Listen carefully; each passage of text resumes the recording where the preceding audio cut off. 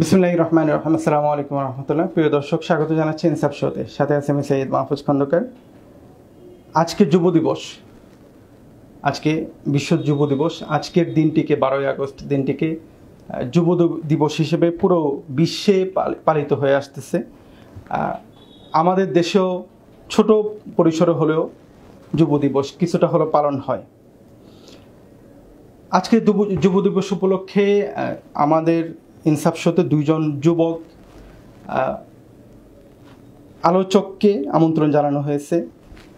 আমরা চেষ্টা করব, তাদের থেকে জানার চেষ্টা করব যুবকদের, বাংলাদেশের প্রেক্ষাপটে যুবকদের রাজনৈতিক, সামাজিক বা ব্যবসায়িক ক্ষেত্রে নিজেকে প্রতিষ্ঠিত করার ক্ষেত্রে কি কি বাধার সম্মুখীন হয়, যুবকরা কী ধরনের সমস্যার সম্মুখীন হয়, এই বিষয়গুলো নিয়ে আলাপ করব। আমার সাথে আছেন গার্ডিয়ান পাবলিকেশনের এমডি নূর মোহাম্মদ আবু তাহের এবং ইসলামী শাসনতন্ত্র ছাত্র আন্দোলনের সাবেক সভাপতি এবং বর্তমান ইসলামী আন্দোলন বাংলাদেশের সহপ্রচার সম্পাদক শেখ ফজলুল করিম মারুফ। নূর ভাই এবং মারুফ ভাই, আপনাদেরকে স্বাগত ইনসাফের আজকের এই অনুষ্ঠানে, আজকের শোতে। আমি নূর ভাই শুরুতে আপনার কাছে একটু এভাবে আসতে চাই, একই প্রশ্ন মারুফ ভাইয়ের কাছেও থাকবে যে আমি আমার গতকালের একটা অভিজ্ঞতা বলি। আমি এখানে আমার অফিসে একটা পার্সেল আসছিল, তো পার্সেল যিনি নিয়ে আসলেন, তো তিনি জানাচ্ছিলেন যে তিনি সিভিল ইঞ্জিনিয়ার, কিন্তু কোনো চাকরি পাচ্ছেন না বিদায় এই পার্সেলের কাজগুলো করতেছেন, বিভিন্ন কোম্পানির হয়ে জিনিসপত্র দেয়া নেওয়ার কাজগুলো করতেছেন। আমার মনে হয় এ ধরনের সমস্যা শুধু আমার এখানে যিনি আসছেন তার না, এমন হাজারো তরুণ আছে যারা উচ্চশিক্ষায় শিক্ষিত হয়েও কোনো রকম চাকরি পাচ্ছে না, বা তাদের এমন কোনো কর্মসংস্থান হচ্ছে না যেটা তাদের মানের সাথে বা তাদের পড়াশোনার সাথে যায়। এছাড়াও আমরা এই অবস্থায় দেখতে পাই যে যুবকদের রাজনৈতিক মতাদর্শটাও ঠিকভাবে সামনে আনানো বেশ কঠিন, অর্থাৎ রাজনৈতিক ক্ষেত্রেও খুব একটা অনুকূল পরিবেশ বাংলাদেশে নাই।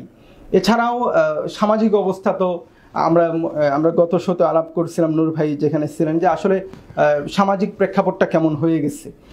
পুরো বিষয়টাকে যুব সমাজের এই বেকারত্ব এবং রাজনৈতিক বিষয়টাও, সামাজিক বিষয়টাও, নূর ভাই যদি শুরু করেন আপনি। আসসালামু আলাইকুম ওয়া রাহমাতুল্লাহি ওয়া বারাকাতুহু। ইনসাফ সম্পাদককে অনেক ধন্যবাদ আমাদেরকে যুক্ত করার জন্য। আমার শ্রদ্ধাভাজন ভাই মারুফ ভাই আহ, যুক্ত হয়েছেন। তিনি তার গুরুত্বপূর্ণ মতামত উপস্থাপন করবেন ইনশাআল্লাহ। অনেকগুলো বিষয়কে কাভার করে আজকের এই যুব দিবসের আলোচনা ইনসাফ করছে, ভালো লাগছে। দু তিনটা ব্যাপারে শুধু আমি দৃষ্টি আকর্ষণ করতে চাই। রাজনৈতিক প্রেক্ষাপট নিয়ে মারুফ ভাই আমার চেয়ে বেটার বলতে পারবেন। তিনি প্রোঅ্যাক্টিভলি রাজনীতিতে সক্রিয় আছেন এবং ইউথ ক্রাইসিস গুলো পলিটিক্যাল অ্যাপ্রোচ থেকে তিনি দেখার চেষ্টা করছেন এবং তিনি প্রায়শই বলেন এগুলো। আমি একটু বিজনেস এরিয়া থেকে দেখছি, সোশ্যাল রুট লেভেলের সোশ্যাল লিডারশিপ নিয়ে একটু ভাবি, সেখানে গিয়ে যা দেখছি তা অভিজ্ঞতাগুলো তুলে ধরার চেষ্টা করব। দেখুন, একটা সভ্যতা এবং সামাজিক দৃষ্টিভঙ্গি রাতারাতি গড়ে ওঠে না, এবং কোনো একটা আলোচনা সভার মাধ্যমে একটা জাতির ইন্টারসেপ্ট করে আমরা যে একবার চেঞ্জ করে ফেলতে পারবো, ব্যাপারটা এমনও না। আমরা 50 বছর ধরে চলছি এই দেশে, এই ভূখণ্ডে। একটা দীর্ঘ কর্ম প্রক্রিয়ার মধ্য দিয়ে আমরা আমাদের সাইকোলজিক্যাল স্ট্যান্ড তৈরি করেছি। আমাদের যুব মানুষ, কিশোর মানুষ, সিনিয়র সিটিজেনদের মানুষ একটা দীর্ঘ কর্ম প্রক্রিয়ার মধ্য দিয়ে তৈরি হয়েছে।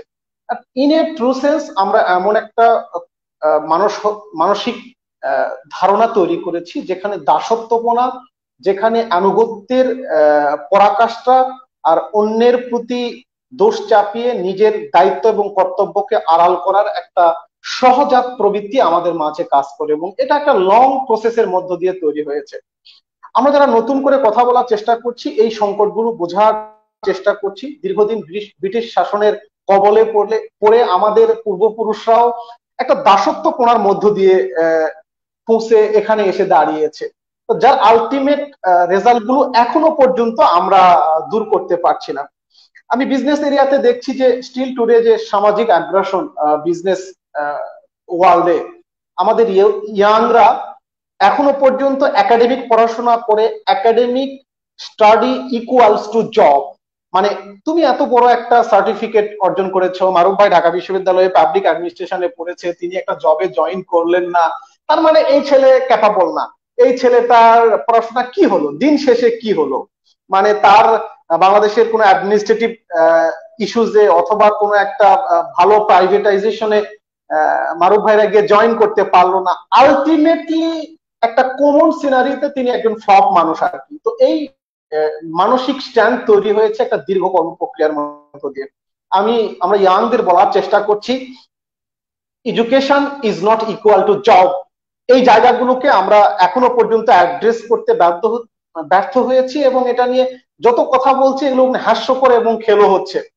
বাট আলহামদুলিল্লাহ, আপনি জেনে খুশি হবেন যে ইয়াংদের একটা গ্রুপ তারা ফিল করতে পারছে এখন, এবং তারা সচেতন ভাবে এখন উপলব্ধি করছে যে চাকুরি অথবা কোনো জায়গায় গিয়ে নিজেকে অ্যাপয়েন্ট করাটাই আলটিমেট সাকসেস না।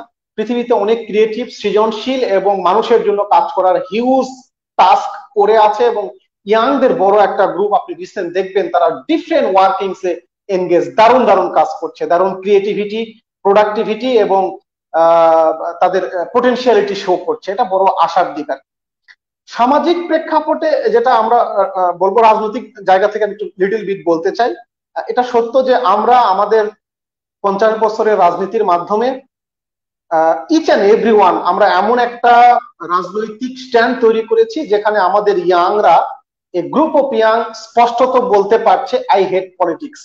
হ্যাঁ, এর দায় নিঃসন্দেহে পলিটিশিয়ান এবং পলিটিশিয়ানদের, এবং তারা এমন একটা বক্তব্য দেওয়ার মতো পরিবেশ তৈরি করেছে। কিন্তু আপনি যদি খেয়াল করেন, দেশের আই হেট পলিটিক্স এর মাধ্যমে কি সকল সংকট মানে সমাধান হয়ে যাচ্ছে? এখনো পর্যন্ত দেশের সকল কন্ট্রোলিং টু দ্য পলিটিশিয়ানস, এবং আপনি যখন ভালো মানুষ সেজে তথাকথিত মেধাবী বুদ্ধিবৃত্তিক মননের একজন মানুষ হিসাবে আই হেট পলিটিক্স বলে পলিটিক্সকে দূরে ঠেলে দিচ্ছেন, ঠিক সেই মুহূর্তে আপনি আলটিমেটলি দুর্বৃত্তদের হাতে সারেন্ডার করছেন, এবং আপনি বলে দিচ্ছেন যে ভাই আমার মতো দরবেশ, আমার মতো ভালো মানুষ আমি রাজনীতিতে নাই, আই হেট পলিটিক্স, তোমরা যারা খারাপ মানুষ আসো সোসাইটিকে যারা তোমরা ডিল করো তোমরা করতে থাকো ভাই, এই খেলায় আমি নেই। আমরা আমাদের ইয়াংদের উদাত্ত আহ্বান জানাই, রাজনৈতিক অনাচার, রাজনৈতিক শিষ্টাচারহীনতা, রাজনৈতিক দুর্বৃত্তায়ন, এই সব কিছু থেকে পরিত্রাণের জন্য আমাদের ভালো ছেলেরা, ভালো ইয়াংরা, বুঝদার ইয়াংরা, সমজদার ইয়াংরা রাজনীতিতে আসবে। আমরা শুধুমাত্র নির্দিষ্ট কোনো পলিটিক্যাল পার্টিজে, হ্যাঁ আমরা আমাদের আইডিওলজিক্যাল স্ট্যান্ড থেকে আমরা পলিটিক্যাল অ্যাক্টিভিটিজে বিভিন্ন পার্টিতে আমরা ইনভাইট করি, but in a true sense, in a long sense আমরা ভালো ইয়াংদের অনুরোধ করি ডিফারেন্ট পলিটিক্যাল পার্টিজে আপনার বোধে এবং বিশ্বাসে যেটাকে মনে হয় যে বেটার পলিটিক্স, আমাদের মেধাবীরা, আমাদের তরুণরা, প্রোডাক্টিভ এবং ক্রিয়েটিভ ইয়াংরা পলিটিক্সে আসুক। যতদিন পর্যন্ত তারা আসবে না ততদিন পর্যন্ত আমরা একটা ভয়ঙ্কর রাজনৈতিক কালচারের মধ্য দিয়ে যাব। আর সামাজিক ভাবে আমি রুট লেভেলে কাজ করি, ইয়াংদের দেখে লিটল বিট অফ হতাশ, এখনো একটা ট্রাডিশনাল বুঝের মধ্য দিয়ে আছি। আমাদের ইয়াংরা এখনো ভাবে একটু একটা সুন্দরী একটা মেয়ের সাথে প্রেম করা, প্রেমে সাকসেস হওয়া, একজন মেয়েকে কনভিন্স করতে পারা, একটা মেয়ের জন্য কি পরিমাণ over phone, over social media নিয়ে এনগেজ, 24 ঘন্টা 5-6 ঘন্টা ব্যবহার করে একজন মানুষকে কনভিন্স করার জন্য এখনো আমাদের ইয়াংরা তাদের ফ্রেন্ডদের সাথে রাতের পর রাত, দিনের পর দিন আড্ডা দেওয়ার জন্য, এখনো লং ড্রাইভে এবং কোথাও একটু গিয়ে ঘুরে আসার জন্য, এখনো পর্যন্ত চুলের স্টাইলটা কেমন হবে, আমার পোশাকটা লেটেস্ট মডেলের হচ্ছে কিনা, এ নিয়ে এখনো আমাদের ইউথরা সিরিয়াস এনগেজ। মানে ফেসবুকে আপনি দেখবেন এক শ্রেণীর ইয়াংরা, মানে আকাশে বৃষ্টি পড়ছে তোমাকে মনে পড়ছে, একটা জীবনের আলটিমেট কোনো টার্গেট তাদের নেই, তাদের কোনো স্বপ্ন নেই, এবং তাদের আপাতত খুব ক্ষুদ্র ক্ষুদ্র স্বপ্ন। বড় হতাশার ইয়াংদের নিয়ে এতটুকুই। একই সাথে আমি বেশ কিছু লিটল বিট ইয়াংকে দেখেছি যারা সত্যিকার অর্থেই বয়স ছাপিয়ে দেশের জন্য, সমাজের জন্য কাজ করছে, ভাবছে, এবং তাদের ফিলোসফিক্যাল স্ট্যান্ড, তাদের বোঝাপড়া এবং তাদের নিত্য নৈমিত্তিক চলাফেরা অনেক ম্যাচিউর, অনেক প্রোডাক্টিভ, এবং তাদের চিন্তাগুলো অসংখ্য সিনিয়র সিটিজেনকেও ছুঁয়ে যাচ্ছে। তো আমাদের মনে হয় এই যুব দিবসের এই আজকের এই দিনে দাঁড়িয়ে আমার ইয়াংদের প্রতি আহ্বান করার সময় এসেছে। Let's think about your life, let's think what you are doing actually, এবং let's do something better for our society, for our উম্মাহ। আমি আশা করি আমাদের ইয়াংরা নতুন করে তাদের জীবন সম্পর্কে বোধের মুখোমুখি হবে এবং এ ব্যাপারে তারা স্পেশালিস্টদের পরামর্শ গ্রহণ করবে। এতটুকুই। জি নূর ভাই, আমি অবশ্যই আপনার কাছে এই বিষয়টা জানতে চাইবো যে একজন উদ্যোক্তা হওয়ার ক্ষেত্রে আপনি যে বিষয়টা বললেন যে উচ্চশিক্ষিত একজন তরুণ সরকারি চাকরি বা বড় কোনো ইয়েতে চাকরি না করেও নিজেকে প্রতিষ্ঠিত করতে পারে, বা সেটাও খারাপভাবে দেখা বা ছোটোভাবে দেখার উপায় নেই। তো সেটা কিভাবে হতে পারে, এই প্রশ্নটা আমার থাকবে। মারুফ ভাই, আপনার কাছে আপনি যে বিষয়টা আমি প্রথমে বলছিলাম যে বেকারত্ব এবং রাজনৈতিক সমস্যা, সামাজিক, এটা এই বিষয়ে আপনি যদি চান একটু বলবেন। আর আপনার কাছে আমার প্রথম প্রশ্ন হলো, ইসলামপন্থী তরুণরা, আমি ইসলামপন্থী বলতে এখানে বড় অর্থে আমাদের দেওবন্দি অঙ্গন বা কওমি অঙ্গনকেই একটু বেশি বুঝাচ্ছি, এই তরুণরা কি হতাশ, মানে এই তারুণ্যের বা এই যুবকদের মধ্যে কি হতাশা কাজ করতেছে, আপনার কি মনে হয়? আলহামদুলিল্লাহ, নূর ভাই খুব চমৎকার করে বললেন। ভাইয়ের সাথে আমি একটু ছোট করে যোগ করতে চাই। বাংলাদেশে আসলে রাজনীতি না, বাংলাদেশের চাকরি এবং পড়াশোনার অবস্থাটা আসলে কি। আমরা কয়দিন আগে না, 2019-এর মধ্যে একটা রিপোর্ট আমি দেখছিলাম। সেখানে টোটাল এশিয়া প্যাসিফিকের মধ্যে সবচেয়ে বাংলাদেশে সরকারি চাকরি কম হয়। বাংলাদেশের 56% চাকরি সেটা হলো ভালনারেবল, মানে এই চাকরিতে একটা ছেলে ঢুকছে, তার কোনো ইয়ে থাকছে না, মানে স্থায়িত্ব এবং নিশ্চয়তা থাকছে না। তো এই বাস্তবতা আছে। আবার অপরদিকে ডুইং বিজনেস নামে একটা রিপোর্ট জাতিসংঘ করে, মানে বিশ্ব ব্যাংক করে, তাদের রিপোর্টেও বাংলাদেশের অবস্থা এতটা খারাপ যে বাংলাদেশের চেয়ে আফগানিস্তানে ব্যবসা করা ভালো, ভালো ব্যবসা করা যায় ডুইং বিজনেস রিপোর্ট অনুসারে। ফলে এই বাস্তবতা তো আছেই। এই বাস্তবতা কেন হলো আমরা সবাই জানি। আপনারা যদি স্যামুয়েল পি হান্টিংটনের সভ্যতার সংঘাতটা পড়ে থাকে, তাহলে দেখবো সেখানে সে বড়ভাবে দেখাইছে পশ্চিমকে ইসলাম চ্যালেঞ্জ করছে। তার একটা বড় জায়গা হলো মুসলমানদের জনসংখ্যা এবং যুবক জনসংখ্যা। তো এখন মুসলমানদের যুবক জনসংখ্যা এটা একটা শক্তি যা পশ্চিমকে প্রায় হারায় দিচ্ছে। এই জায়গাটাতে ওরা একটা ভয় অনুভব করে এবং এই তরুণকে, ইসলামী তারুণ্যকে দমিয়ে দেওয়ার জন্য ওরা বহুমাত্রিক প্রচেষ্টা চালায়। তো তার মধ্যে এটা একটা, যে মুসলিম তারুণ্যরা যেন ব্যবসায়, শিক্ষায়, চাকরিতে কোথাও সফল না হয় তেমন বারোয়ারি ব্যবস্থা তৈরি করে রাখা আছে। এটা সামগ্রিক ফলাফলের কারণে আমরা বর্তমান বাংলাদেশে এই খারাপ অবস্থার মধ্যে যাচ্ছি। তো এটা হলো একটা দিক। আর পরবর্তীতে আপনি যেটা বললেন যে রাজনীতিতে ইসলামপন্থী তারুণরা হতাশ কিনা, এটা যদি কমই অঙ্গন হয় তাহলে বলতে হবে যে হতাশার চেয়ে বড় প্রশ্ন হলো তরুণরা কি করতে হবে সেটাই তারা বুঝতেছে না। যেমন ধরেন আমাদের ফেসবুকটাও মানুষের মনোভাব বোঝার বড় একটা মাধ্যম। এই ফেসবুকে নূর ভাই বললেন বিশ্ববিদ্যালয়ের তরুণদের কথা, আমারও ঢাকা বিশ্ববিদ্যালয়ের সবগুলো গ্রুপে আমি অ্যাড আছি। ভাইয়ের কথার সাথে দ্বিমত করার কোনো কারণ নাই, ওইরকমই হয়। কিন্তু ইসলামী অঙ্গনের যে ফেসবুকের যে আচরণ, সেটা দেখেও বোঝা যায় তারা আসলে রাজনীতি তো দূরের কথা, এই মুহূর্তে তার কি করা উচিত এটা নিয়ে সে জানে না, দ্বিধাদ্বন্দ্বিত। এবং সেই দ্বিধার থেকে, না জানার থেকে হতাশা, ক্ষোভ, উগ্রতা সব ধরনের বিষয় আসছে। এন্ড এটা না জানার অনেকগুলো কারণ। একটা হলো আমি তো দোষ দিতে পারি যে আমাদের বড়রা কেন রাস্তা তৈরি করলো না, তেমনি ভাবে আমরাও যারা তরুণ বলে আছি তারাও আসলে এই জাতির সামনে, তরুণদের সামনে আদর্শ উপস্থাপন করা যায় নাই। এটা হলো একটা কথা। আবার এর পিছনে কিছু কারণও আছে। আপনি জানেন যে পশ্চিমে যখন ধর্ম নিরপেক্ষতাবাদ জন্ম হয়, তার একটা জায়গা ছিল যে পশ্চিমের যে চার্চ গুলো ছিল, চার্চ গুলো তো অন্যায় অবিচার অনেক রকম করতো, কিন্তু একই সাথে ধর্মীয় নেতৃত্বের বিরুদ্ধে বিরূপ মনোভাব তৈরি করা হয়েছিল, যার যথার্থ কারণও ছিল। এখন একটা সমাজে তো ইসলাম তো রিজাল এবং কিতাব দিয়ে চলে। কিতাব বাস্তবায়ন হয় রিজাল দিয়ে। যদি রিজালকে বিতর্কিত করা যায় তাহলে কিতাবও অবাস্তবায়িত থেকে যায়। এখন বাংলাদেশের ইসলামপন্থার রিজালদেরকে বিতর্কিত করার একটা প্রবণতা আছে। সেটা হলো বয়স্ক রিজাল হোক আর তরুণ রিজাল হোক। যেমন আমি খুব বিনয়ের সাথে বলি, কেউ কারো দোষ, মানে আমার কোনো দায় দিয়েন না। যেমন আদনান ভাইকে, আবু তাহমাদ আদনান ভাইকে একরকম বিতর্কিত করা হবে, নূর মোহাম্মদ ভাইকে একরকম বিতর্কিত করা হবে, তিনি জামাত ঘরানার। আমাকে একরকম বিতর্কিত করা হবে, তিনি সুফি ঘরানার। এসব বলে বলে যত রকম রিজাল্ট তৈরি হচ্ছে, যুবক হোক, নবীন হোক, প্রবীণ হোক, সব ধরনের রিজাল্টকে বিতর্কিত করা হয়। করার ফলে হচ্ছে কি, যে যখন রিজাল্ট থাকতেছে না তখন কিতাবকেও ধরে মানুষ সামনে আগাতে পারছে না। ফলে একটা বিশৃঙ্খলা আসছে। এটার খুব মারাত্মক ভয়াবহ ফলাফল আছে। আজকের যুব দিবস এটাও একটা পশ্চিমের প্রবর্তিত একটা দিবস, আমরা সেটাকে কাজে লাগাচ্ছি। কিন্তু আমরা মুসলমানরা বা আমরা ইসলামী তরুণরা নিজেদের থেকেই এমন কোনো দিবস, যুবকদেরকে উৎসাহিত করা, তাদেরকে স্বপ্ন দেখানোর জায়গাটা আমরা আসলে দেখাতে পারছি না। আপনি দেখেন, আফগানিস্তানে তালেবানদের জয় হলো, এটা সামগ্রিক ইসলামপন্থার জন্য একটা বড় উৎসাহের ব্যাপার। তো রাশিয়াতে 1917-তে যখন বিপ্লব হলো, তারপরে সুনামির মতো সমাজতন্ত্র ছড়িয়ে পড়ছিল, এখন সেটা হওয়া উচিত। কিন্তু ইসলামপন্থীদের মধ্যে এখন তর্ক হলো, জিহাদি ইসলামপন্থার জয় হলো না রাজনৈতিক ইসলামপন্থার জয় হলো। তো তর্কটা কিন্তু আরেক জায়গায় চলে গেছে, এখন জিহাদি ইসলামপন্থা তাদের জয়, রাজনৈতিক ইসলামপন্থার দোষারোপ করছে। ফলে এত বড় একটা অর্জনকেও আমরা সম্মিলিত কাজে লাগাতে পারছি না।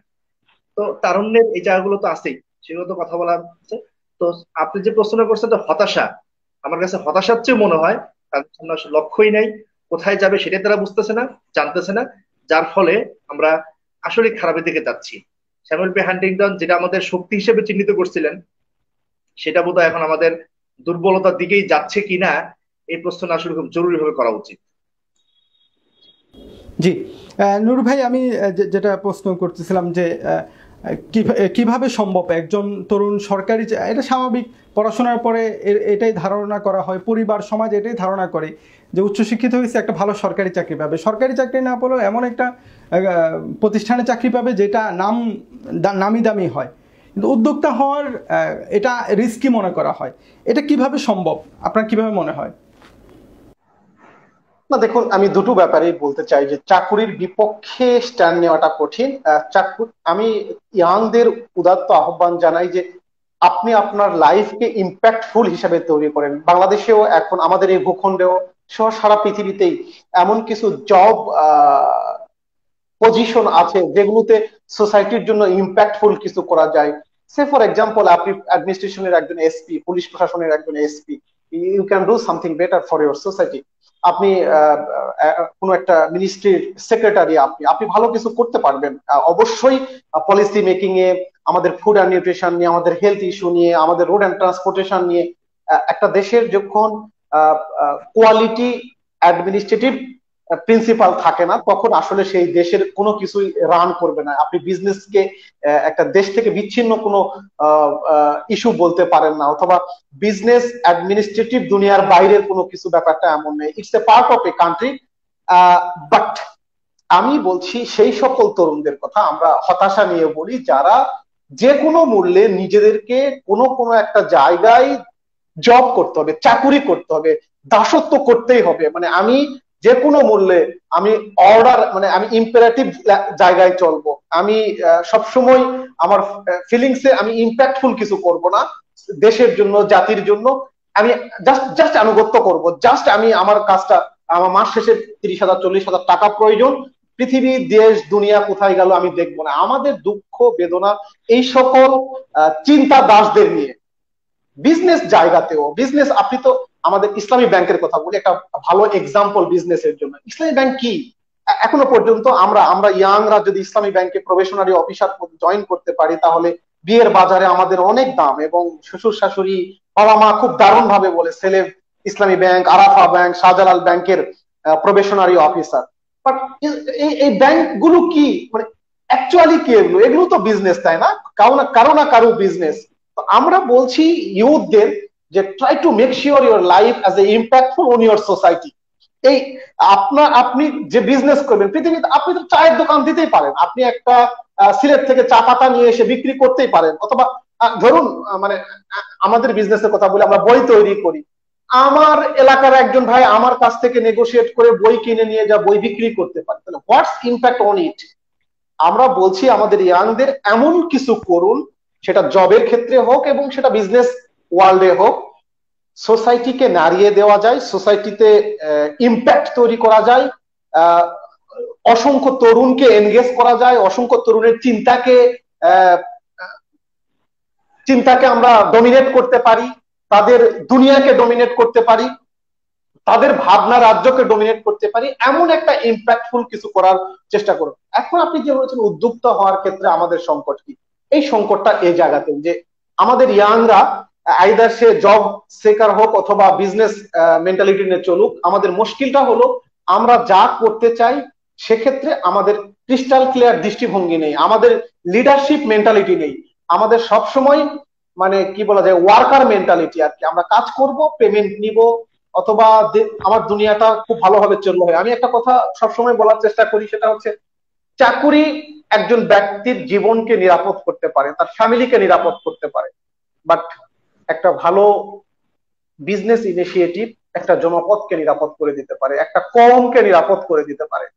তো আমাদের তরুণদের খুব উদ্যোক্তা হওয়ার পেছনের বড় রেশনাল যে পিছুটান, সেটা হচ্ছে সোশ্যাল অ্যাগ্রাসন, সামাজিক রেপুটেশন, দীর্ঘদিন ধরে চলে আসা রসম রেওয়াজ, এবং নিজের দৃষ্টিভঙ্গিকে খুবই ছোট্ট জায়গায় দেখার একটা সহজাত প্রবৃত্তি।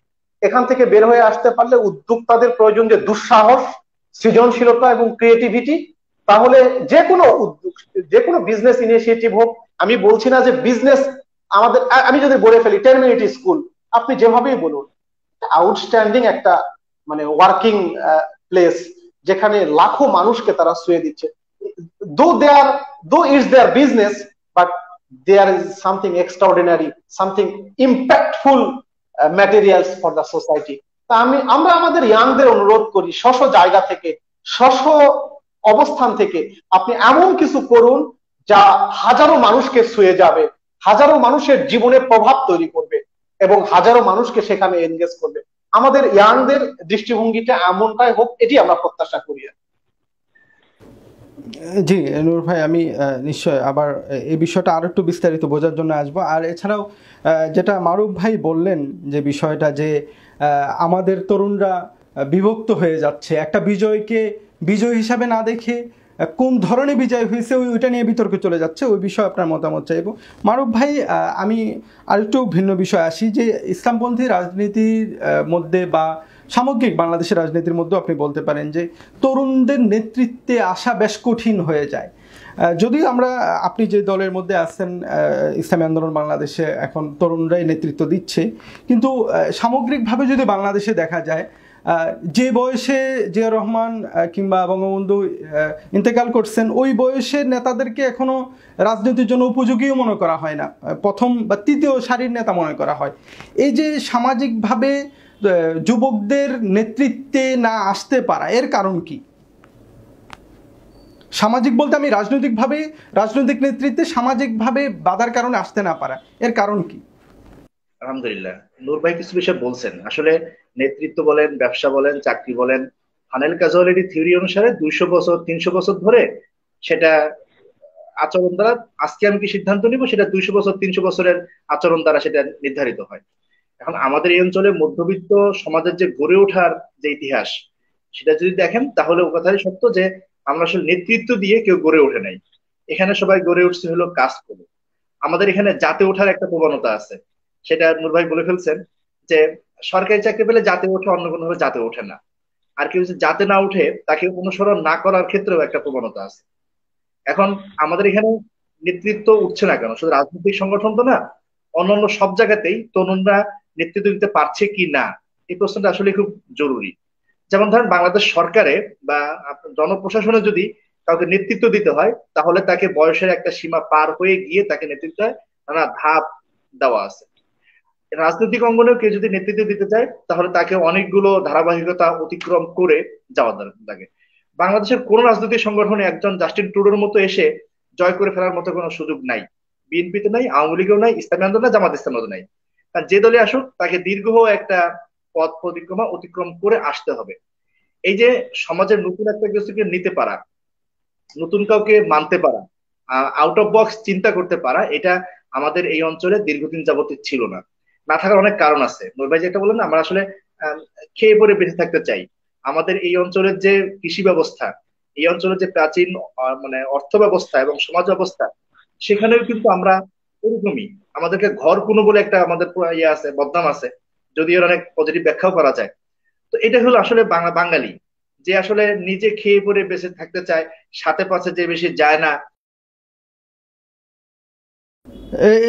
মারুফ ভাই আমার এখানে প্রশ্ন হলো, আপনি যেভাবে বলতেছেন যে বাঙালি এই ধরনেরই, কিন্তু আমরা তো দেখতে পাইছি সেরা মুক্তিযুদ্ধের সময় হোক বা এর আগেও হোক, তরুণরাই নেতৃত্ব দিয়েছে, মানে বয়স্কদের চেয়ে তরুণরাই এগিয়েছিল।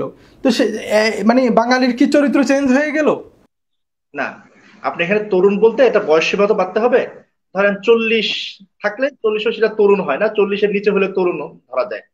কারণ বাংলাদেশের 40-এর নিচে কে এরকম বড় নেতৃত্ব দিচ্ছে? শেখ মুজিবকে যদি বলেন, সে তো একজন ব্যতিক্রম বটে, তারপরও শেখ মুজিব কিন্তু 40-এর নিচে না। বাংলাদেশে আপনি একজন জাস্টিন ট্রুডো আপনি পাবেন না, তার নামটা বলা যাচ্ছে। তো বাংলাদেশ আসলে 40-এর নিচে না, এখন তো 40 হয়েও হচ্ছে না, 50, তারেক রহমান কিংবা সজীব ওয়াজেদ বয়স 50 পার হয়ে গেছে, তারপরেও মনে করা হয় যে এরা এখনো যোগ্য না বা এরা এখনো নেতৃত্বের জন্য পরিপক্ক না। এখানে আসলে একটা দোষ দেওয়া যাবে, আর একটা কিছু ব্যাপার আছে। কারণ আমাদের এই অঞ্চলের যে শিক্ষা দর্শন, সেখানে তিন মাথা এক না হলে, বা তিন মাথা যার এক হয়েছে তার কাছ থেকে তুমি শিক্ষা নিও, আমরা ঠাকুর মাঝুরিতে শুনছি। তো এখানে বয়োবৃদ্ধদের কাছে শিক্ষা নেওয়া, এটা হলো সামাজিক একটা ব্যাপার আছে। আপনার পশ্চিমের সাথে আমাদের সামাজিক যে পার্থক্যটা, আমাদের এখানে পরিবারের যে রিলেশনটা, এই রিলেশনের ব্যাপার আছে। এখানে মুরব্বীদেরকে মান্য করা, যতদিন মুরব্বীরা জীবিত আছে তাদেরকে তাদেরকেও অতিক্রম করে না যাওয়ার যে একটা ঐতিহাসিক প্রবণতা, সেটা এখানে কাজ করে। যেমন খালেদা জিয়ার বয়স যদি 150ও হয়, তারেক রহমানের বয়স ততদিন হয়তো 75 হয়ে যাবে, তারপরেও কিন্তু তারেক রহমান সেখানে বাচ্চা হিসেবে গণ্য হবেন। কেন? তার মা, তিনি এখন জীবিত আছেন। এই যে একটা সামাজিক ঐতিহাসিক বাস্তবতা, এটাকে অতিক্রম করে যাওয়ার সুযোগ নেই। এখন এই অতিক্রম না করে যাওয়াটা কি দোষের? আমি সেটা বলবো না। আমি বলবো যে প্রাচ্য দেশীয় যে সংস্কৃতি আর পশ্চিমা যে সংস্কৃতি, দুইটার মধ্যে পার্থক্য আছে।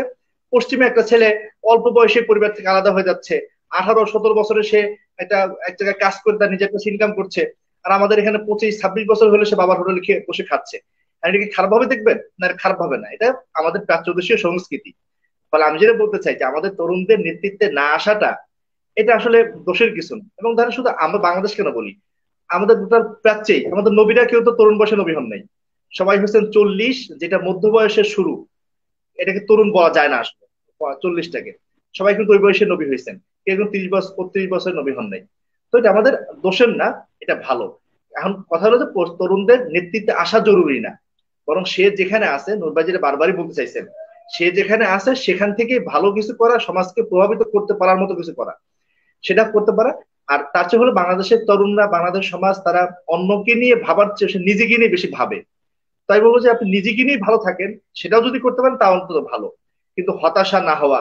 বিশ্ববিদ্যালয়গুলোতে যেটা খুব ভয়ঙ্কর চিত্র, অনার্স মাস্টার শেষ হয়ে যাচ্ছে ঢাকা বিশ্ববিদ্যালয় 24-25-এ, তারপরে একটা ছেলে 30 বছর পর্যন্ত সে কোনো কোনো কিছু করে না, শুধুমাত্র MP3 পড়ে কাটায় দেয়। পড়াশোনা যে করে তাও ভালো কিছু না। এই 5-7 বছর কেউ যদি মাটিও কাটে, তাতেও একটা পাহাড় বানায় ফেলা যায়, সেই পাহাড়কে কেন্দ্র করে একটা পর্যটন স্পট করে ফেলা যায়। তাও হচ্ছে না, শুধু MP3 পড়তেছে। এরপর যখন সে 30-এর পর যখন চাকরি পায় না, BCS পায় না, ভাই নিশ্চয়ই তাদের সাথে কথাবার্তা আছে, আমারও কিছু কথাবার্তা আছে। এরপরে সে যদি বাংলাদেশ ব্যাংকের গভর্নর হয়ে যায় ভাগ্যক্রমে, তাও সে একটা চিরন্তন হতাশা নিয়ে ভোগে যে সে BCS ক্যাডার হতে পারলো না। তো এটা একটা খুব খারাপ এবং ভয়ঙ্কর দিক। ইদানিং গেলে দেখি যে 32, চাকরির বয়স 32 করা উচিত। আমার মাঝে মধ্যে ইচ্ছা করে যে আন্দোলন করা উচিত যে চাকরির বয়স 25।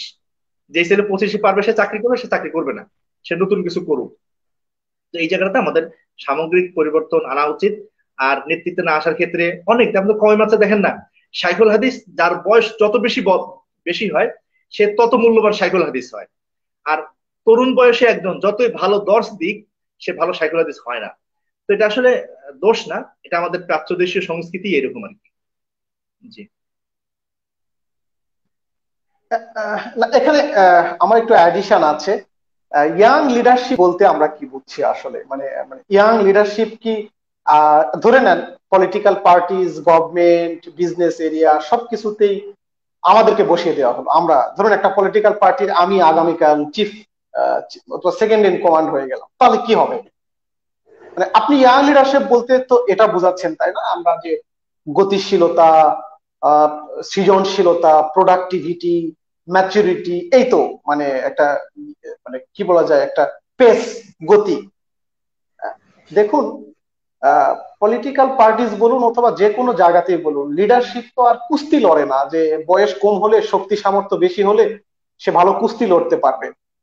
একটা নেতৃত্ব চলে পলিসির উপরে, ইনফ্রাস্ট্রাকচারের উপরে। সেটা ইয়াং হোক অথবা সিনিয়র সিটিজেন হোক, যদি পলিসিটা সুন্দর হয়, ইনফ্রাস্ট্রাকচারটা সুন্দর হয়, তবেই সেটা ইয়াং লিডারশিপ হিসেবে গণ্য হবে। আপনি বয়স বিবেচনায় একজন মানুষ খুব 75 বছরের মানুষ, সুতরাং তিনি ব্যর্থ মানুষ, মানে তার দ্বারা আর কিছু হবে না। একজন সিনিয়র মানুষ তো একটা দীর্ঘ কর্ম অভিজ্ঞতার মধ্য দিয়ে, অনেক কিছুর মধ্য দিয়ে জেনে বুঝে তিনি ঋদ্ধ হিসেবে তৈরি হন।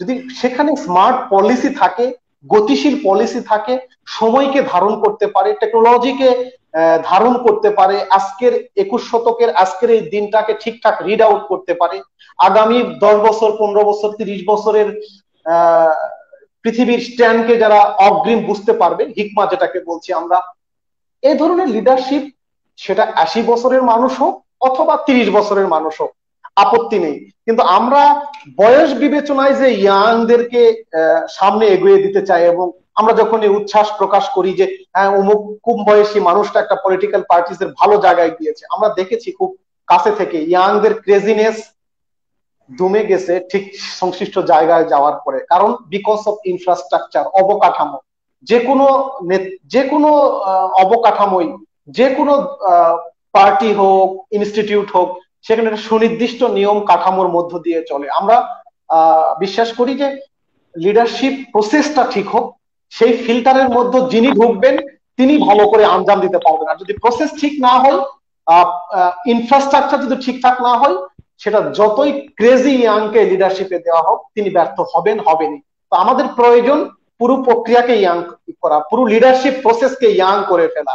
সেক্ষেত্রে সিনিয়র মানুষরা থাকলেই বরং আমাদের কাজগুলো করা সহজ হবে।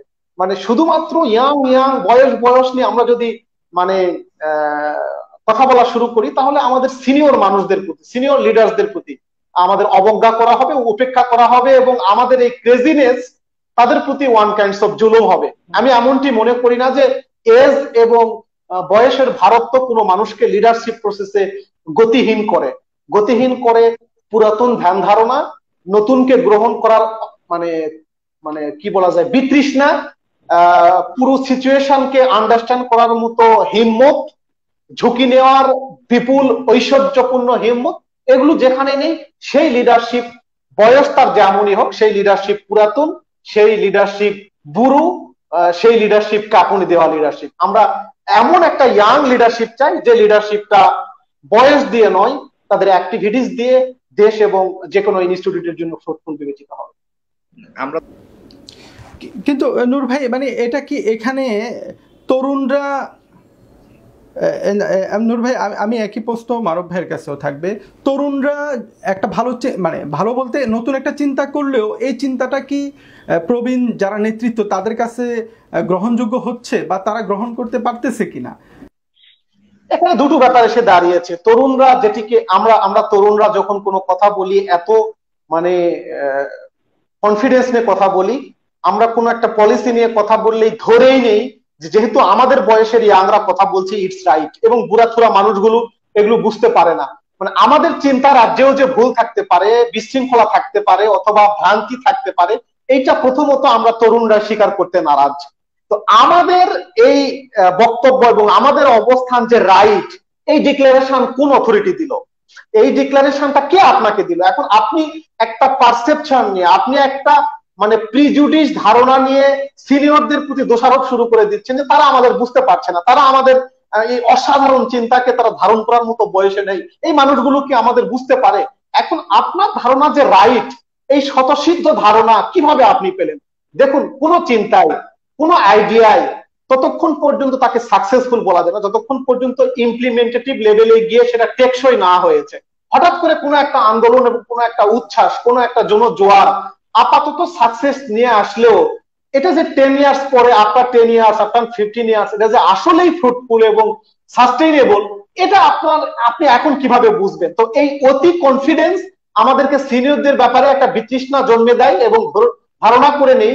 দেখুন, আমরা তো অনেক কিছু দেখি নাই, আমরা দেখেছি যে একটা ক্রেজিনেস, কিন্তু এই সিনিয়ররা হয়তো দেখেছে ক্রেজিনেস এর পরের স্টেপটা কি হয়, তারা দেখেছে একটা ক্রিয়ার পরের প্রতিক্রিয়া কি হয়, তারা দেখেছে যে একটা ক্রিয়া উত্তাল তরঙ্গের ঢেউ কিভাবে কিছুদিন পরে মিলিয়ে যায়, তারা হয়তো দেখেছেন, যে কারণে তাদের অভিজ্ঞতা লব্ধ জায়গা থেকে যখন বাস্তবসম্মত কথা বলে, সেটা আমরা ইয়াংরাও নিতে পারি না। এক। 2 নম্বর ব্যাপার হচ্ছে, আমরাও যখন কোনো একটা ভালোকে ভালো হিসেবে উপস্থাপন করি, তার প্রেজেন্টেশনটা ভয়ঙ্কর ধরনের মানে ক্রিয়াশীল, মানে ভয়ঙ্কর ধরনের, মানে তুমি এটা করবা না কেন, মানে এটা হচ্ছে না কেন, মানে আমাদের নেগেটিভ একটা অ্যাপ্রোচ থাকে, এটা হবে না কেন। আমাদের প্রেজেন্টেশনে সিরিয়াস লেভেলের সংকট আছে। যদি আমরা আমাদের সিনিয়রদের, আমাদের অভিজ্ঞতা লব্ধ মানুষগুলোকে আমাদের চিন্তা কাঠামোগুলো প্র্যাকটিক্যালি সাইন্টিফিক্যালি দরদের সাথে প্রেজেন্ট করতে পারি, আমি আমার অভিজ্ঞতায় দেখেছি কোন সিনিয়র লিডারশিপই ইয়াংদের চিন্তাকে এক কথায় উড়িয়ে দেয় না। এখন সোশ্যাল মিডিয়ার কোন লেখালেখিকে আপনি যদি মনে করেন যে এগুলোই হচ্ছে সুপ্রিম চিন্তা, দেন আমি কোনো মন্তব্য করতে নারাজ আর কি। এই সংকটগুলো হচ্ছে বেসিক্যালি আমাদের চিন্তা কাঠামোর। জি, মারুফ ভাইয়ের কি মনে হয়, মানে তরুণরা মানে নিজেদের চিন্তাগুলো কি প্রবীণদের কাছে উপস্থাপন করতে পারতেছে, বা উপস্থাপন করলে এগুলো কি গ্রহণ করা হচ্ছে? এটা তো একটা প্রশ্ন আছেই। তার আগে আমরা নবীনরা চিন্তা করতেছি কিনা বা করতে পারছি কিনা যথার্থ চিন্তা, সেটা তো একটা প্রশ্নের জায়গা। বাংলাদেশে তরুণদের উপরে সামগ্রিকভাবে জরিপ খুব বেশি হয় নাই। প্রথম আলো একটা জরিপ করছিল বোধহয়, তারুণ্যের ভাবনা শীর্ষক। সেই জরিপটা মনে হয় সবাই একটু মাথায় থাকা দরকার। যেমন ধরেন এখানে দেখাচ্ছে যে 72% তরুণ তারা জীবনের সাথে খাপ খাওয়াতে নিয়ে তারা দুশ্চিন্তায় আছে। সামাজিক অবক্ষয় নিয়ে চিন্তিত 80% তরুণ। সামাজিক বন্ধন দুর্বল হচ্ছে এটা পুরো মনে করে 85%। জীবনের ক্ষেত্রে প্রস্তুতি নাই এমন তরুণের সংখ্যা হলো 65%। এরপরে ধরেন আরো যেটা আছে যে আহ সামাজিক আন্দোলনে আগ্রহ বোধ করেন এমন তরুণের সংখ্যা বেশি, 73। আর রাজনৈতিক আন্দোলনে আগ্রহ বোধ করেন এমন তরুণের সংখ্যা মাত্র 6।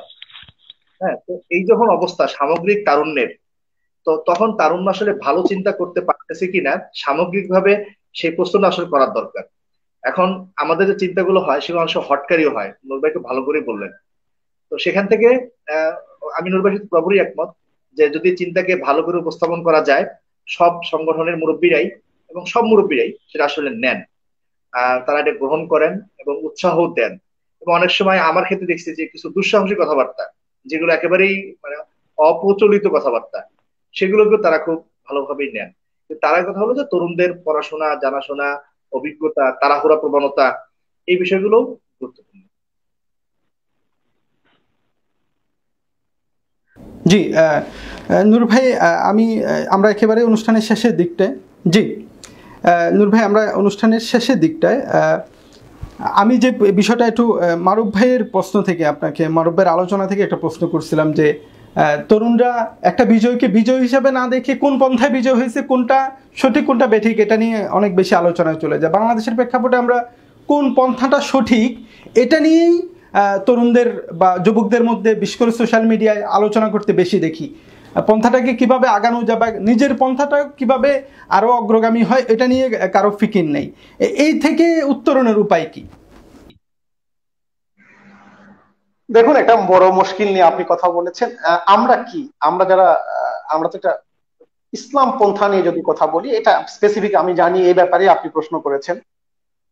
আসলে কি আমরা ইসলাম পন্থার বিজয় চাই না আমার দলীয় পন্থার বিজয় চাই, সেটা আমাদেরকে ফাইন্ড আউট করতে হবে।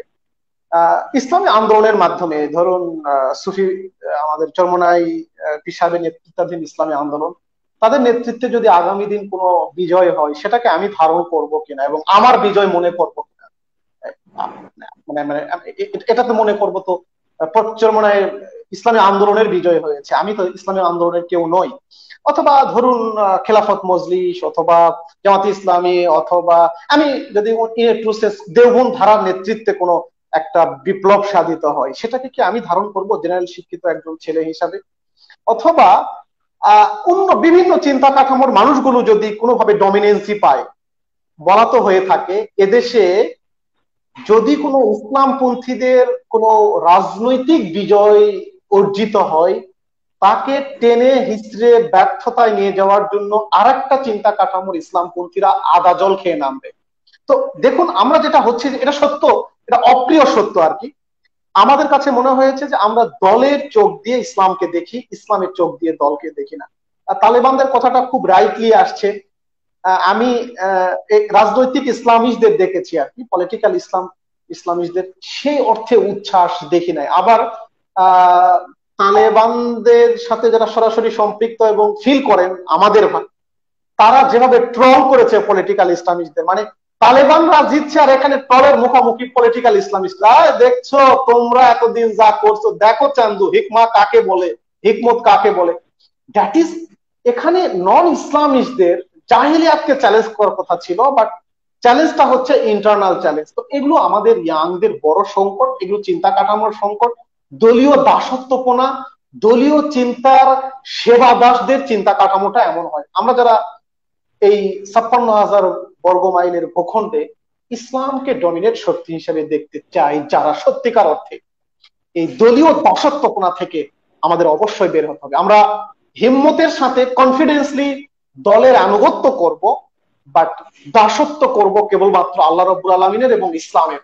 তো আমাদের মুশকিলটা হয়ে গেছে আমরা আনুগত্য এবং দাসত্বকে মিলিয়ে ফেলি আর কি।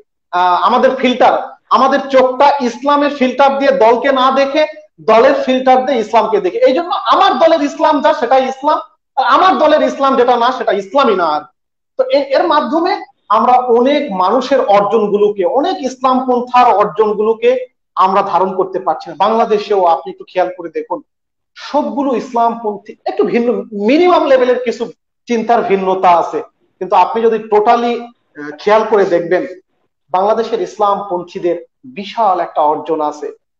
যখন সামষ্টিক ভাবে আমরা চিন্তা করি, সকল চিন্তা কাঠামোর লিটল লিটল কন্ট্রিবিউশন গুলোকে যদি এক জায়গায় নিয়ে আসি, দেখবেন আপনি তো কি অস্বস্তিতে আছেন। এদেশের অ্যান্টি ইসলামিস্টরা ইসলাম পন্থা নিয়ে মহা বিপদে আছে। আপনি কতটুকু অস্বস্তিতে আছেন, আপনি কতটুকু মানসিক মানে পেরেশানিতে আছেন। অ্যান্টি ইসলামিস্টরা টোটাল ইসলাম পন্থা নিয়ে সিরিয়াস লেভেলের অস্বস্তিতে আছে, সিরিয়াস লেভেলের মানে মানসিক পেরেশানিতে আছে। কিন্তু আমাদের শক্তি এবং সামর্থ্যকে আমরা ইগনোর করছি স্ব সেট সেট চিন্তা কাঠামোর কারণে। তো আমার বিশ্বাস এর ফাঁকেও তো মারুফ ভাইদের মতো ইয়াংরা বের হয়ে আসছে। বিভিন্ন আমি আমি বিভিন্ন চিন্তা কাঠামোর ইয়াংদের চিন্তাগুলোকে দেখছি। আলহামদুলিল্লাহ আমাদের চিন্তার ভিন্নতা একটা একটা জায়গায় এসে দাঁড়িয়েছে। আমি খুব অপটিমিস্টিক মানুষ, খুবই আশাবাদী মানুষ। আমি বিশ্বাস করি লাস্ট 10 ইয়ার্সে একটা বড় বুধের মুখোমুখি হয়েছে ইয়াংরা, বিশেষ করে এই প্রজন্মের যারা রাজনৈতিক কর্মী, তারা অ্যাক্টিভিস্ট, তারা একটা বুধের মুখোমুখি হয়েছে। একটু let them give some time, একটু সময় দেন, একটু সময় দেন। আমার মনে হয়েছে যে আফটার 10 ইয়ার্স 15 ইয়ার্স আপনি দৃশ্যমান ইম্প্যাক্টফুল একটা কিছু দেখতে পাবেন বাংলাদেশের ইসলামপন্থী স্পেশালি পলিটিক্যাল অ্যাপ্রোচে। আপনি জাস্ট ওয়েট 10 or 15 ইয়ার্স। রাতারাতি আপনি চাইবেন না, প্রত্যাশাও করবেন না। কোনো চিন্তা কাঠামো এক রাতে তৈরি হয় না এবং কোনো চিন্তা কাঠামো এক রাতে বদলে যাবেও না। বাট যে বুধের উন্মেষ হচ্ছে, লেট দেম নার্সিং, আশা করি এটা একটা বড় বৃক্ষ হয়ে সামনে এসে দাঁড়াবে। Just wait 10 or 15 years. I hope, মানে much more hopeful to get a united উম্মাহ ইনশাআল্লাহ। মারুফ ভাই, আপনি কি মনে করেন এই এই অবস্থা থেকে, এই যে আমাদের দলকেন্দ্রিক আলোচনা একটা বিজয়কেও বিজয় হিসাবে না দেখে আপনি যে বিষয়টা বললেন, এটা থেকে বের হওয়ার উপায় কি? আর এ থেকে বের হওয়ার জন্য বিশেষ করে ইসলামপন্থীরা, দলীয় নেতৃত্ব বা যারা নেতৃত্বে আছে তারা কি করতে পারে যে এই অবস্থাটা থেকে তরুণদেরকে, যুবকদেরকে ফিরিয়ে আনার জন্য? আলহামদুলিল্লাহ, এটা আমাদের অনেক দিনের চর্চার ফসল, তো হুট করে যাবে না। বাকি ইসলামকে ইসলামের জায়গা থেকে দেখা, উম্মাহ হিসেবে দেখা। পশ্চিমের দলবাদিতা আমাদের মধ্যে খুব প্রচন্ড রকম হচ্ছে। আমাদের মুখে ফজল করিম সাহেব বলতেন, আমরা এখন পার্টি হইতে হইতে এসব পার্ট হয়ে গেছে, একটা ভিন্ন ভিন্ন হয়ে গেছে। এটা আসলেই খুব ভয়ঙ্কর একটা দিক। তো সেখান থেকে উঠে আসার জন্য যেটা বললেন ওইটাই আমি বলবো, উম্মাহ কেন্দ্রিক চিন্তা করা এবং ইসলামকে একটু বড় করে দেখা। আমি আসলে আপনার ইনসাফের একটা বক্তব্য আমি একটা বলছিলাম যে আমি যখন মুসলিম তখন আমি প্রায় 150 কোটি মানুষের অন্তর্ভুক্ত, কিন্তু আমি যখন হানাফি তখন সেটা হয়ে যায় ধরেন 50 কোটি। এরপরে আমি যখন দেওবন্দি তখন হানাফিদের মধ্যে হয়ে যায় 10 কোটি। এরপরে আমি যখন সুন্নি তখন আরো কমে যাই, আমি যখন চরমোনাই আরো কমে যাই। তো এটা আসলে আমরা বারবার করি। আমাদের এখানে শেখানো হয়েছে কিন্তু তাড়া করে আমি চরমোনাই ধারা অনুসরণ করি, ঠিক আছে, কিন্তু আমার মূল লক্ষ্য হলো আমি মুসলিম, আমি মানবতাবাদী। ওই জায়গাটা যদি যেতে পারি, মানবতাবাদী শব্দটা অন্যরকম, কারণ পশ্চিমী মানবতাবাদ আর এক দর্শন। তো ওই চিন্তাটা করতে পারলে বিজয় হবে। এখন আমরা যাব কি করে? যাচ্ছি ইনশাল্লাহ, ধাক্কা ধাক্কি অনেক হয়েছে, তরুণরা অনেক ধাক্কা খাইছে, শিখছে, ইনশাল্লাহ ভালোটা দিকে যাব। আহ, আমি ঠিক এখনো বুঝতে পারিনি যে মারুফ ভাই কোন ধরনের মানে কি দেখে আশাবাদী হচ্ছেন। তারপর যেহেতু আশাবাদী হওয়া ভালো, আমি একেবারে শেষ পর্যায়ে আমাদের আলোচনাটা একেবারেই রাজনৈতিক হয়ে গেছে, তো আমি নূর ভাইয়ের কাছে একদম শেষ যে আপনি একজন তরুণ, একজন যুবক, কিভাবে সে নিজেকে নিয়ে স্বপ্ন দেখতে পারে এই অবস্থায়, অবশ্যই সেটা রাজনৈতিক ক্ষেত্রে না, ব্যবসায়িক বা উদ্যোক্তা হওয়ার ক্ষেত্রে, এই মুহূর্তে একজন তরুণ যে আপনার বক্তব্য শুনবে সে কিভাবে আশাবাদী হতে পারবে? না, মারুফ ভাই আশার স্বপ্ন দেখেছেন। তো কবি সেই বিখ্যাত উক্তি তো আছে যে সংসার সাগরে দুঃখ তরঙ্গের খেলা, আশা তার একমাত্র ভেলা। আমরা যারা দেশ নিয়ে চিন্তা করি, কাজ করি, তারা সত্যিকার অর্থে আশান্বিত না হয়ে কোনো উপায় নেই। খুব মরুভূমির ভেতরেও আমরা একটা পানি পাবো বলে আশা করি আর কি। তো বাংলাদেশের তরুণদের নিয়ে একেবারে অ্যাটমোস্ট হতাশার কিছু নেই। আমরা বিশ্বাস তরুণরা রেসপন্স করছে। একটু সময় লাগবে, বাট ইনশাআল্লাহ ঠিক হবে। আপনি যেটি বলেছেন যে আহ, আহ, তরুণরা কিভাবে স্বপ্ন দেখতে পারে, আমি এবং সেটা ব্রাকেটে বলেছেন, অবশ্যই রাজনৈতিক না। আমি এটার খুব তীব্র বিরোধী আর কি। এটা একটু বলা হয়, বলার সময় বলা যে সব ঠিক আছে, আমি কিন্তু রাজনীতি না নূর ভাই, আমি রাজনৈতিক ক্ষেত্রে এই জন্য বলি নাই, আমাদের পুরো আলোচনাটা রাজনৈতিক কেন্দ্রে হয়ে হয়ে গেছে বলে বলছি যে আপনি একজন উদ্যোক্তা হিসাবে কিভাবে বলবেন। অবশ্যই রাজনৈতিক ক্ষেত্রের বিষয়টা তো আলোচনায় থাকবেই, পুরো আলোচনাটা রাজনৈতিক ক্ষেত্রে হয়ে গেছে, এই জন্য বললাম যে উদ্যোক্তা হওয়ার জন্য কি করতে পারে একজন তরুণ। শুধু মানে পলিটিক্স এর উদ্যোক্তাও তো একটা উদ্যোক্তা আর কি। সকল উদ্যোক্তাদের জন্যই আমরা বলি যে আকাশ সমান স্বপ্ন দেখা, পাহাড় সমান সংকট থাকবে, সেগুলোকে আকাশ সমান হিম্মত, সাহস, ধৈর্য এবং মেধা দিয়ে ছাপিয়ে যাওয়া, এবং শত হতাশার ভিড়ে অপটিমিস্টিক ওয়েতে সামনে মুভ করা, আহ, ভীষণ রকমের স্বপ্নচারী হওয়া, এবং ট্র্যাডিশনাল না হয়ে। আমি সবসময় একটা কথা বলে ফেলি, শেষ করছি এই কথা বলেই, পৃথিবী কেবলমাত্র তাদেরকে বেঁচে রাখবে, পৃথিবী কেবলমাত্র তাদেরকে স্মরণ করবে যারা পৃথিবীতে কন্ট্রিবিউটর, পৃথিবীর জন্য এক্সট্রা অর্ডিনারি কিছু করে। ট্র্যাডিশনালিস্টরা কবরে যাওয়ার সাথে সাথে দু তিন পুরুষের মধ্য পৃথিবী থেকে মুছে যাবে, কিন্তু আমাদের আম্বিয়াই কিরাম, সাহাবে আজমাইন, সালফে সালেহিন, উলামাই কিরাম, ইভেন নন মুসলিমও যারা পৃথিবীতে কন্ট্রিবিউট করেছে, কিয়ামত অবধি তাদের নাম উচ্চারিত হবে। তা আমরা আমাদের ইয়াং ক্রেজি দেরকে অনুরোধ করি, just try to do something extraordinary, just try to contribute to your society, try to be someone who will be followed by lots of people, and don't try to be a follower. দুনিয়ার কোন, আজকের দুনিয়ার celebrity, তথাকথিত নায়ক নায়িকা অথবা মডেলদেরকে follow না করে নিজে নায়কোচিত, নিজে এমন একটা জীবন গঠন গঠন করুন যে জীবনকে অনেকে ইন্সপায়ার হবে, যে এমন একটা জীবনের আমরা স্বপ্ন দেখি। আমি আমাদের তরুণদের উদাত্ত আহ্বান জানাচ্ছি, আসুন আমরা আমাদের পিছুটান গুলো ভুলে, আমাদের ট্র্যাডিশনাল লাইফকে ভুলে এক্সট্রা অর্ডিনারি মানুষ হওয়ার চেষ্টা করি। চেষ্টাটা করি, আমরা হতে পারবো, এটা আল্লাহর কবুলিয়াতের ব্যাপার, এবং আল্লাহ তাআলা যাকে কবুল করবেন তিনি হবেন। বাট আমরা পৃথিবীতে কন্ট্রিবিউট করার জন্য এক্সট্রা অর্ডিনারি কিছু করার চেষ্টা করব। তরুণদের আমি এতটুকুই আহ্বান জানাই। থ্যাংক ইউ ইনসাফ, থ্যাংক ইউ মারুফ ভাই, আপনি অনেক সময় দিয়েছেন। ইনসাফকে ধন্যবাদ আমাদেরকে আমন্ত্রণ জানানোর জন্য। আল্লাহ তাআলা ইনসাফকে কবুল করুন, বাংলাদেশের উম্মাকে, আমাদের উম্মাকে উম্মা হিসেবে গড়ে তুলুন, এই প্রত্যাশা ব্যক্ত করছি। আসসালামু আলাইকুম ওয়া রাহমাতুল্লাহি ওয়া বারাকাতুহু। মারুফ ভাই, শেষ কথা আপনার তরুণদের উদ্দেশ্যে বা এই যুবকদের যুব দিবসে যুবকদের উদ্দেশ্যে শেষ কথা কি বলবেন? আমি কোনো প্রশ্ন করব না। যুবকদের বলবো, আমরা যারা ইসলাম নিয়ে কাজ করি তারা ফালা আল্লাহ বাখিরুন নাফসাকা আলা আসারিহিম ইল্লাম ইউমিনু বিহাদাল হাদিসি আসাফা, ওই যে ব্যথার বেদনা, সেই ব্যথার বেদনা নিয়ে কাজ করা। আমরা যদি আমাদের ব্যথা বেদনা নিয়ে উম্মার জন্য কাজ করি, ইনশাআল্লাহ আমরা এই দুনিয়া কিংবা পরকালে আমরা সেটা অবশ্যই ফেরত পাবো। আর তরুণদের ক্ষেত্রে আমার যেটা বলার যে আউট অফ বক্স চিন্তা করা, প্রচলিত ধারা না মেনে একটু নতুন করে ভাবা, সাহস করা, আমাদের নেটওয়ার্ক গুলোকে কাজে লাগানো।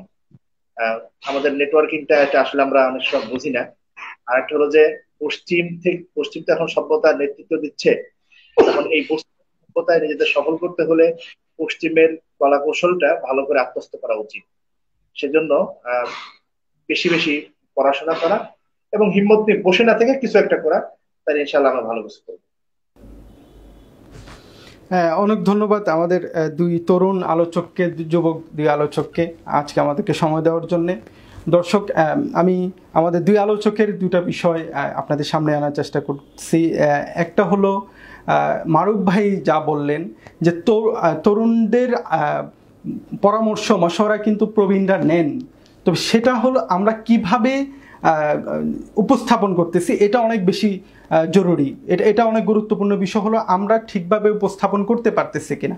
আমি আমার অভিজ্ঞতা থেকে বলতে পারি, আমার অনেক প্রবীণদের সাথে আমার কাজ করার সুযোগ হয়েছে, কাজ করে যাচ্ছি আমি তাদেরকে সবসময় এমন পাইছি যে আমার বিষয়টা যদি আমি সঠিকভাবে উপস্থাপন করতে পারি, তাদের নিজের মতের চেয়ে আমারটাকে অনেক সময় গুরুত্ব দিচ্ছেন। আমি একদম বাংলাদেশের ইসলামপন্থীদের সর্বোচ্চ লেভেলের যারা আছেন তাদের কথা বলতেছি, আমি নাম নিতে পারতেছি না সঙ্গত কারণে, কিন্তু আমি দেখছি তারা কিভাবে গ্রহণ করেন যদি সঠিকভাবে সুন্দরভাবে উপস্থাপন করা যায়।